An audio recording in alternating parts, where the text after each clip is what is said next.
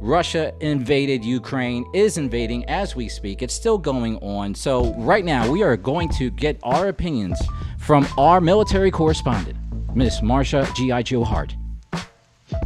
And she is going to let us know. Yes, that's right. G.I. Jane. Oh, G.I. Jane. Excuse me. G.I. Jane. Oh Lord. So, Yeah, this has been troubling for me. The whole Ukraine thing. Russia needs their behinds whipped. Putin, we need to take him and get rid of him as quickly as possible. Um, they said there's been a couple dozen people, civilians killed, and they keep advancing. They're moving towards the capital. We can't do anything as a country because they're not NATO. They're not in NATO. correct. But we do have troops in Poland, and if they try and come on over, we're gonna have to kick some butt. So, but Putin's off the chain, dude. So why is he talking about nuclear stuff? Like, what is wrong with him? I just saw that this morning. I mean, and to update what you're saying, I heard 147 people were killed so far. About 100 to 200,000 people have been displaced and are just running for their lives. There is a supposed talks in the works in Belarus. That's supposed to today. happen. Yeah. So we don't know what's going to happen, but Cortez, how is this going to affect us if it's not affecting us already?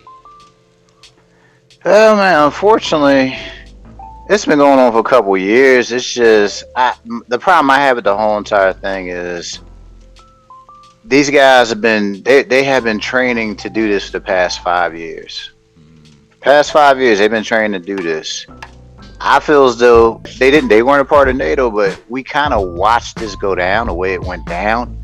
You know, now it's happening. Now everybody's like, oh man, we up in arms.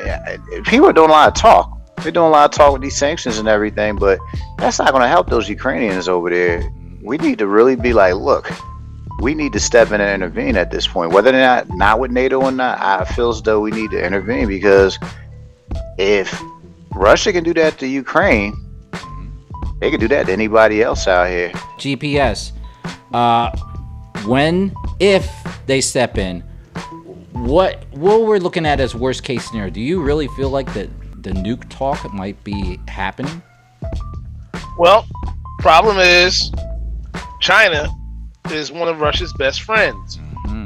So now if you go over there messing with Russia, China's going to say, don't do it. Or worse yet, there's also talk of China invading Taiwan, since they already think they own Taiwan already. There's already so now you're going to tell China, not only are you going to leave Russia alone, but you're also going to leave Taiwan alone. You know they're going to laugh. And by the way, we own money anyway. That's not a hornet's nest you want to rat. After China, remember, we've got some supposed communist regimes in South America. That's another factor. If they can, we'll definitely have one with Cuba. That completes if they complete that cycle, that means big, huge troubles for the states. God forbid that ever happens. So I think they're gonna buy some gas masks and stuff like that pretty soon. Maybe buy a radiation suit. I might need one. So, but let's hope it doesn't get that far. I think honestly, man, if you read The Art of War, man, wars are very expensive. Yes, it is. When you get in a war, you putting tons and tons of money into the war. It's going to be all about nutrition, I really think. And plus, on top of that, we got to keep in mind, the Russians don't know Ukraine like the Ukrainians know their own home turf. They're going to put up resistance. It's going to be like almost like the Vietnam situation, where you had this big ass country roll up into a small ass country and try to run it. And what happened? It lasts for years, because they're going to be doing guerrilla warfare. I know they are, because I would. If you invade my house and I don't have the artillery or the situations you have, it's going to be 100% guerrilla warfare. So, it's not going to be an easy fix. It's not going to be like a one-day war. I hope Putin doesn't think that these people are going to put up resistance. They're going to fight back. And hopefully, again, as we were saying, hopefully other countries will intervene and step up and everything and help them out. But it's just one of those things. One thing that I really thought that was really cool, there was a photo of the president of the Ukraine in a vest and military gear and everything like that, with the rifle and everything. He's like, yo, I'm ready to go. Let's go now. So Vladimir said, I'm right here. I ain't we going must nowhere. break you. We must break you. And he's like, fuck you. He literally said, fuck you, Putin. We're going to do what you're going to do what we want. So come at us. So, Marsha, what are we looking at as a timeline possibly as far as this situation lasting and the possibility of U.S. troops maybe joining NATO in this? I mean, we're already joined them. I don't think, I know what Cortez is saying, but we're not going to advance because of the political climate.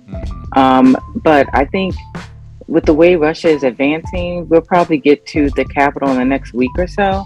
But hopefully we avoid all that by talks this weekend and they can calmer heads prevail. But, it's just crazy, right? Because I don't want anyone to die. I don't want people to be displaced. Did you hear about the black people who they're not allowing to cross over into the border? No. What's that? Yeah. I was just looking that up. Afro-Ukraine population. Oh, Correct. shit. With a lot of students. They're not letting them get on the vehicles to get out of the country. So I'm like, we still got a couple days in Black History Month. That's what y'all gonna do? But Wow. It's crazy. It's very troublesome. Having been in a war-torn country, it reminds me of when I was in Kosovo and how the war just does so much damage, not just to the people, to the infrastructure, and they're still trying to recover. And that was 20 years ago. Yeah. So it's just very, very sad. And I hope we can come to a diplomatic solution before more people die. Absolutely. And Kosovo, that's actually not really a hop, skip, and a jump from Ukraine, but it's not far. It's not far at all. Yeah, I was just going to say. So you kind of know, in a sense, somewhat of what this area is kind of like. So you've got exclusive knowledge of this. So definitely kudos to you. And of course, we thank you for your service. Most and foremost. I mean, hey, everybody deserves that. Everybody deserves that. So, Oh, yeah, definitely. You are a veteran. That's you right. definitely earned your position. Yeah, you are our official military correspondent for G-Phi Radio, so we got much respect for Oh, I you. am. Absolutely. I get another title. Yes, you do. Yes. You make cakes, you throw bombs. I mean, you just doing everything, And also, she has glamour shots too. So we'll tell you. Oh, About that later. Lord. Jay, you ain't seen it? Hey, Cortez, you ain't seen them, Jaws? Oh man. I haven't seen them. I've been hearing about them, but I have not seen them. Oh man, you check her Hey, IG. y'all know those, you ever see those posts where somebody's typing a whole bunch of stuff that they don't really want to type? They don't really like the first response, so then they go to back and they type the second response. Right. That one was too rough, and then they go back and type the other one, and they, that's what I did. And then I just put 2 thumbs up. Okay. They came out nice. I'm happy with them. Yes, they did.